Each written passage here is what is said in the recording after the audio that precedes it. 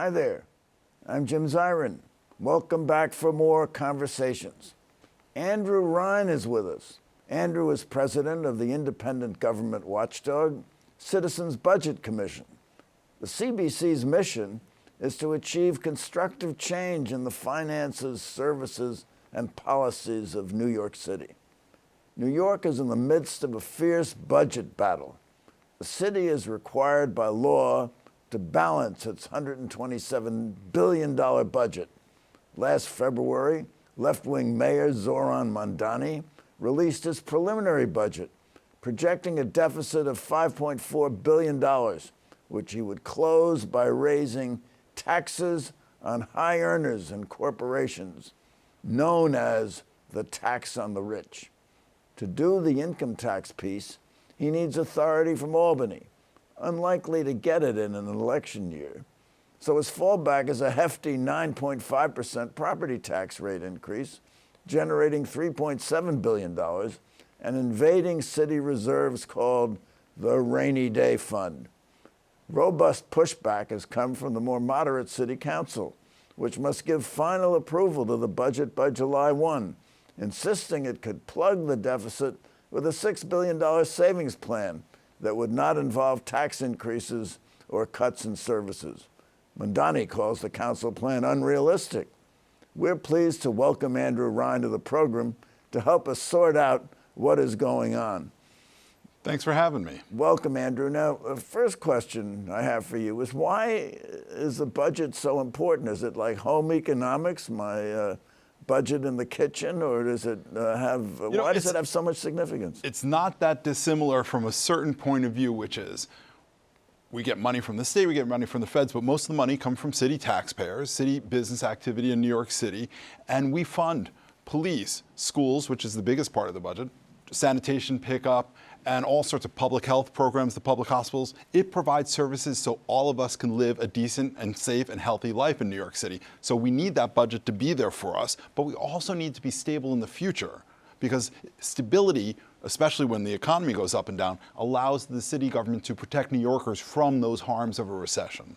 Now, by law, the budget has to be balanced, doesn't it? Yes.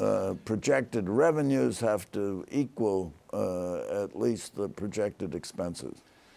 After the fiscal crisis in 1975, the state enacted the Financial Emergency Act, requiring the city to balance its budget in accordance with generally accepted accounting principles and a 4-year financial plan that doesn't have to be balanced, but you get a view. And so we have some of the tightest controls in New York City, but that still doesn't stop, because you can kind of work around it a little. It still doesn't stop us from starting to, what's happened now, build up spending that we can't afford in the long run. And that's the fiscal wall we're hitting. Seeing a budget battle, often bitter, between the mayor and the city council, particularly the speaker of the city council, Julie Menon. They're both Democrats. Ms. Menon is obviously more moderate than Mayor Mamdani. Why is it the subject of so much political posturing and so much back and forth? These are just dollars and cents. You know, they each have a different perspective on how best to solve this budget problem. It's good to come back for a second and give the mayor credit for exposing the budget problem. The previous administration had under-budgeted for known spending, basically hiding the fiscal wall that we were about to careen into. And Mayor Mamdani came in and, to his credit, said, hold on, let's be real about what the city government is going to cost us. And that's when he exposed a budget gap, proposed some savings. He deserves credit for that too, and his approach, but then was left after that and the governor's help with a $5.4 billion gap. And he's presented, as you alluded in the beginning, a false choice between raising some taxes, which he prefers, but doesn't have the power to do, raising the property taxes, rating reserves, which he does have the power to do, but he runs into the city council, who says, hold on, that's not the way to go. And we call his choices false, because we think you can save money and balance the budget because our revenues are so strong and the opportunity is so big. And we applaud the council for their approach to say, let's preserve reserves and save some money. But again, there's devil in the details. So now we're in this back and forth. But listen, this is part of the budget negotiation that has to be done by the end of June. There's more to come. So a little bit of log rolling here. A little bit of it. When Councilmember Menon and her finance chair of the city council, Linda Lee, and the council came out with a response. It was refreshing. Usually the council says, oh, here's another $1 billion or $2 billion we should spend. So their approach was right. But listen, there also is some devil in the details. So the mayor chose to attack the council's response on substance, on the big picture approach, and I think he's wrong on that because the approach is right to go with savings, attack some of the details. And listen, there are some questions about those council estimates, and I'm glad they've made them, but now let's look at them. But also make it a personal attack, which is, again, sadly, the part of modern politics that sometimes we all have to live through. Well, what happens if they don't come to an agreement? I guess historically they always have, but the city council has to approve the budget, and suppose they refuse to approve Mamdani's budget. What happens? Are we in a constitutional crisis? First of all, I have every confidence in the world that they will come to agreement. I have some confidence the state might chip in a little more money, even though the governor has already stepped up with $1.6 billion. In the early administration, the governor partnered with the mayor on universal childcare. She's been a champion for years of childcare, so she partnered and helped there, and then said, here's another $1.6 billion to help you balance the budget and correct some past inequities that the mayor had pointed out. Great partnership. But I have real confidence that the mayor and the speaker will come together for a solution. What I want is that solution to be smart for New Yorkers today and tomorrow. What happens at times when revenues are so strong and the pressure is high, we'd have short-term decision making. I want them to come up with that kind of structural long-term solution that will benefit us for the long run. Now, how did we get into this box? I mean, historically, over the last 5 years, city expenditures have outpaced the rate of inflation. Right, so what happens, remember we had those great accounting standards. Still, in good times, which we've had, listen, there was, before the pandemic, we had the longest recovery in 70 years. During the pandemic, because of the strength of our financial services industry and business activity, despite it being an incredible jobs recession, it wasn't a revenue recession, and we got $13 billion from the feds. So it allowed us to bank some of that money and start to draw that down. So over the years, over the last 4 years, including this year, we will have spent more than $5.5 billion more than we took in because we built up a little savings, rolled it forward each year, but we were hitting that wall, and now's when we hit the wall. Because we've layered on programs, more and more programs, without making them affordable by saying, hold on a second, if this is the priority, what do we spend on that doesn't improve New Yorkers' lives? Let's cut that. How do we make government more efficient with technology? Let's apply that. How do we work with the unions to reorganize our workforce, get rid of redundant bureaucracy, and make ourselves more efficient? Those are the things that we need to do now. We should have done before, but now it's imperative. Well, we've even layered on programs that involve postings, employment postings that haven't been filled, particularly in the school system. Now, one of the arguments of the city council is if we're not filling them because we don't need them, we don't need the teachers. Apparently school enrollment is down. Maybe you want to comment on why it's down. We could take those provisions in the budget into revenue. That's what Menon is arguing. We have more than 16,000 full and full-time equivalent vacancies in the city. We have some parts of the city that are overstaffed and some parts that are frankly understaffed. The problem has not been a budget problem, it's been a management problem. We have vacancies that aren't in the right places, and the prior administration wasn't allowing agencies to hire. What Speaker Menon has said, and what we've said, is let's reduce these vacancies and save that money. Speaker Menon says this year, hold on, we have all these unfilled positions, there's money to be had. Now, we think she's overestimating the amount of money, but there's real savings to be had. And in the long run, she says next year there's also savings. But I have to also say that in the mayor's plan, while he hasn't been explicit about it, but listening to the budget director testify at the city council, the mayor's budget director said, let's reduce the vacancies by half. Let's give the agencies their money and let them hire and spend. That's actually the right way to do it. We need many fewer vacancies. We need to more flexibly put them where they need to be and get out of the way bureaucratically so we can hire where we need to, rather than have all these vacancies, all this money sloshing around and not letting people hire. That doesn't serve anybody. Now, you argue Mayor Mamdani won the election campaigning on the plank that he had to make New York more affordable. And New York is really has become a place for the very rich and perhaps the very poor, and the middle class is really hurting. So we make New York more affordable, but if we raise property taxes, and you can raise property taxes without the consent of the state government. Does that make New York more affordable or less affordable? Our affordability problem is multidimensional. We have a housing problem. We can come back to what the proposals are. We're smart to move on that. But property tax increases hit owners, hit renters as they flow through, hit businesses. We also significantly tax our utilities. And where do they get the money? They pass it through the utility bills that we all pay. Increasing property taxes would make us less affordable. Less affordable. Yes, it would hit all swaths of New Yorkers. Now, so if you raise the tax on the landlord, he's going to pass it on to the tenant. Some portion would be passed on to the tenant. And you think about it, some of these landlords are, for example, in the Bronx, and they own 100% rent-stabilized housing that is both deteriorating physically and financially. If we actually freeze their rent, as the mayor's proposed, and increase their taxes, that throws them into a more difficult position. Listen, the mayor has said he doesn't want to do this. He'd rather raise taxes on wealthy New Yorkers and businesses, which have its own problems. But frankly, that's why we call it a false choice, because we need to go to the spending side. Now, you alluded to this earlier, but Mamdani wants to make it easier for the city to hire city workers. And there was a bureaucratic slowdown. It would take months and months and months to get appropriate clearances and to investigate their backgrounds and to do all the things that the city does. Now, if you take that away, it's going to cost more money sooner, isn't that right?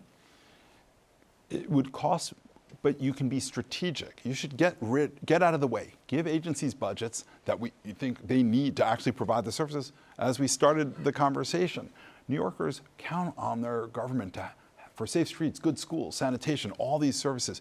The bureaucracy should get out of the way. If you approve and say you can hire someone and you have enough money to do it, get out of the way. That's what the central office, mayor's budget office should be doing. Well, that's efficiency, but it also costs more money because you're hiring more people more quickly. You can be more strategic about where you hire. We have enough money to have the right people in the right place if we manage it well. The challenge is we need more efficiency in services, and we need to stop spending money on programs that don't improve New Yorkers' lives. If we focus on those programs, hire the people, deliver the services, we can have an affordable government that's actually a high-quality government, and that's what we all need. So is there an argument for a hiring freeze, and then there'll be attrition, and it will reduce city expenditure? I would say the argument would be for strategic hiring. You will always have attrition, 5 to 8% every year. Attrition is a blunt instrument. You don't lose the people you want to keep at the right places in the right times. Attrition will always happen. What you need to do is take your vacancies, your funding, and put it where you need it to deliver services. That's the smart way to do it. Attrition will always take care of the shrinkage. What you need to do is, when you're replacing people, put the money in the positions where you need them and let the agencies do their job to deliver for New Yorkers. Of course, there's attrition often because of retirement, and one of the fertile areas for investigation is whether we're paying pensions to people who aren't eligible for pensions. That might be fertile for investigation. I will say the Mayor's Savings Program, and we should say that he issued Executive Order 12, which talked about a higher quality, more efficient, focused government and saving by focusing on services that work and getting rid of services that don't. Well, in every agency, he wants a chief savings officer. Yes. Is that a good idea? It's the right approach and the right criteria, but his ambition is too low. It's basically $1 billion a year, or over this and next year, $1.7 billion when you combine them. That is woefully inadequate for the need, given the budget gap, and the opportunity, given how much spending has increased over time without any serious effort to make government more efficient. So it's the right approach, but he needs to go in there and figure out how to manage these agencies, what's working, what's not, and be much more ambitious. What about the so-called rainy day fund that he wants to invade? Are you going to get much revenue from that? So he proposes to take a little under $1 billion from what is a $2 billion rainy day fund. It's good that we have it for the first time. It was enacted, voted on by the voters in New York, and a charter amendment enacted by state law because they had to change the Financial Emergency Act. We only have $2 billion in there. We estimate that the revenue loss over 2 years of a typical pre-pandemic recession is about $15 billion. $2 billion is just a small sum, and he's talking about taking some of that during the time when our revenues are strong. Last year, Drop in the bucket. tax revenues increased 8.3% last year, 5% this year. Revenues are strong. We got to protect that rainy day fund and make it bigger. I mean, just look around us at the risks in the economy. No better reminder on the need for a rainy day fund than to lift your head up, look at the global risks, look at the question of supply chain, look at the question of our weak jobs recovery and say, we need a rainy day fund. Well, politically, the bloating in the budget has occurred, he could argue, because of his predecessors. If he doesn't want to go back to de Blasio, he certainly can go back to Adams. And he has. He's talked about the Adams budget, and that's what's created the shortfall. But isn't that really what he ought to be doing, to attack the budget of his predecessors? It's become fashionable in politics to attack your predecessors. I'd rather the energy be focused on identifying the spending that's not working, identifying how to be more efficient. The three questions are, will he have the political will to make those hard choices? Will he have the managerial expertise centrally and within the agencies to identify and implement them? And will he have the time to do it by the end of fiscal year 27, where he has to balance the budget? But that's where his energy should be focused. You can attack the past, but listen, we have a state class size mandate that we estimate, if you get rid of, would save the city $1.2 billion. We adjust school spending up. What was a class mandate? So the state mandated a phase in over 5 years that all classes in New York City meet a certain size, and most of them have to shrink. School classes. School classes. So Now the first 2 years were Why has there been this shrinking in enrollment? So we should talk about both of those because they interact. First years, we had shrunk class sizes in early grades and high need schools so we had already done that. And frankly, shrinking enrollment, we've lost 100,000 students. Fertility rates are down, but people are choosing to leave more than they're choosing to come, and our school system shrunk. I was senior policy advisor to the school's chancellor 25 years ago. We had 1.1 million. Now we have under 900,000, around 900,000. So the bottom line is class sizes have already naturally shrunk, or there was an effort to shrink them. But why tie the mayor's hands on education, forcing him to move money from other places when he could be freed to do that, shrink classes where they already are and where they need, and use that money for higher order uses? That makes more sense. Albany should lift that mandate. Education is the biggest item in the budget, isn't Right, it? right. $38 billion. We spend $42,000 a kid. We're not getting the results. Some of it, as I said, we're forced to shrink class sizes. We have naturally increased spending in schools where there's enrollment grows, which happens, but we haven't been shrinking it where it shrinks. It makes no sense. There's money there. Special education, especially for kids we haven't served well, these so-called Carter cases, we spent a lot of money serving kids in private schools, which is very expensive, rather than doing it well ourselves. There's money to be had here. There's all sorts of money within the education system and in procurement education. That's where you go where the money is when you're trying to save it. Well, he says he's opposed to charter schools. I mean, if you promote charter schools, won't that save money? What should happen is we should fund charter schools equally with the public schools in general. It's not about saving money. Listen, a little competition but you're taking has served. Students out of the public school system. So some of the shrinking has shifted to charter schools, which Less we need fund, for teachers, salaries. which the city does fund, and state through the city funds. Some of that shrinking, but some of the shrinking is we aren't an affordable, competitive place to live. We want New York to attract all different New Yorkers. We want it to a place that attracts all different businesses that want to hire and grow. Growth is our best strategy for both balancing the budget and for opportunity in New York and be attractive to people. We have domestic net out migration, which we've always had, but it even ticked up from 91,000 for a few more thousand next year. We need people to want to stay and live in New York. We need businesses to want to grow here, which is why you want an efficient government, cost effective. It's always going to be expensive to be here, but we want it to be worth the money, whether you're a middle class New Yorker, a wealthy New Yorker, or a poor New Yorker who's making their way. But raising taxes is an anti-growth strategy. So there is a legitimate debate about the impact of tax increases. What we found, looking at high-income New Yorkers, is our share of the nation's millionaires. Listen, the number of millionaires doubled in New York State between 2010 and 2022. Fine. But it tripled the rest of the country. It quadrupled in Florida. We have a shrinking share of the nation's millionaires, and we also have the highest top marginal income tax rate.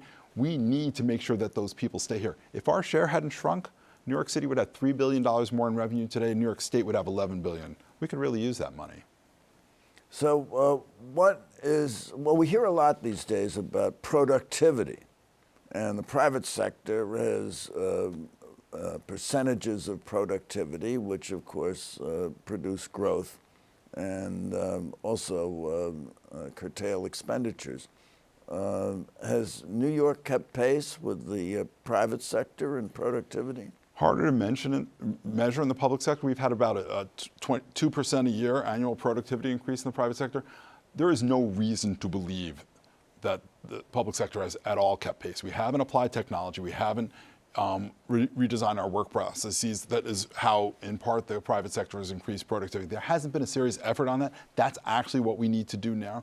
Who better than this mayor who believes in government to work within government, to work with the unions to figure out how to do it better? Listen, we also have labor contracts. We want to expand job titles, change work rules so there can be more flexible, more efficient management, but we've got to work with the unions. It's how we're structured. But let's share some of those gains so we have a lower cost government that actually can fund raises without breaking the bank. That's what we hope that this mayor, who believes in government, and he's very articulate and strong about that, he should be able to make it work and deliver.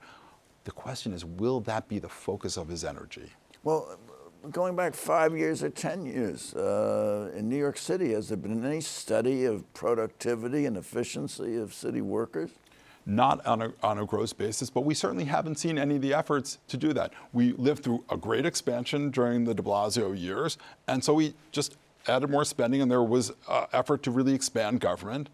The Adams years, he got rid of some underspending, but didn't really affect productivity. And then, of course, the migrant crisis and other issues in the administration. We haven't seen this effort in a long time, but it is now the time to do it because both the service quality demands it and the budget demands it. I will say this. We did a survey of New York City residents at the Citizens Budget Commission. Only 27% believe that services are excellent or good. Only 11% believe that New York City is spending their dollars wisely.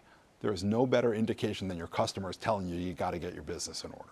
Touching on New York City's relationship with the state, New York City contributes more than half of the revenue to New York State and gets back about 42% or something of the aid from the state. I mean, the relationship has always been unfair and unbalanced, so maybe Mamdani can do better.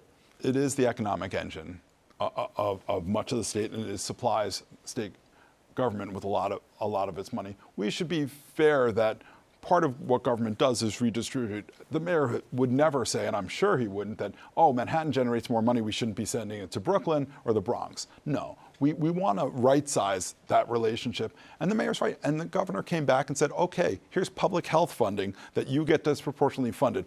We're going to rectify that. So they've already worked on some of this. There might be some more areas. So this is a partnership. The state is in its budget. It's right now 7 days late in enacting its budget. So we'll see what that partnership bodes. But I'm glad that they started well together. This governor was a great partner in New York City in the last administration, through thick and thin of the administration. So we'll see how this goes. Okay, so I have a question for you, Andrew Rein. And the question is, will spending cuts make New York City more affordable than tax increases? Smart spending reductions will allow us to be more affordable and more financially stable. If we cut the wrong things, we'll hurt New Yorkers. We need good schools. We need public safety. We need our trash picked up. Sometimes this discussion becomes polemical. And what the mayor said is, if we try to reduce spending, we're going to decimate services. If you do it poorly, he's exactly right. If you do it smartly and you have enough time and you have the managerial skill, you can do it while preserving the right services. So I don't think it's about the level. It's about making the smart choices, because if you fund the services that actually improve New Yorkers' lives, it will be both more affordable city and a more affordable government. Or as LaGuardia said, there isn't a Republican or a Democratic way of cleaning the streets. Look at what Commissioner Tisch did when she was sanitation commissioner. Can you believe we're containerizing our trash in New York City? That was a bold move. That kind of stuff, we need to keep making those bold choices. And some of that boldness has to be in running an efficient government and saying, hold on a second. We have to make the hard choice. Literally, schools shrunk from 500 to 300 students, and we said, you get the same amount of money, the same amount of teachers, the same amount of stuff. It makes no sense. Politically, it's challenging. We have to understand. They respond to the people and political forces, but the smart choices are sometimes the hard choices. And I think if this mayor makes them, there's no one better to explain those trade-offs than him. So he should explain why this is good for New York today and tomorrow, because we should all worry about our future New Yorkers as we do today. If we hit a recession and we're not prepared and we have to decimate services, that's the real tragedy. That would be the real tragedy. So Andrew Rein, thank you so much for coming by. And thank you for coming by.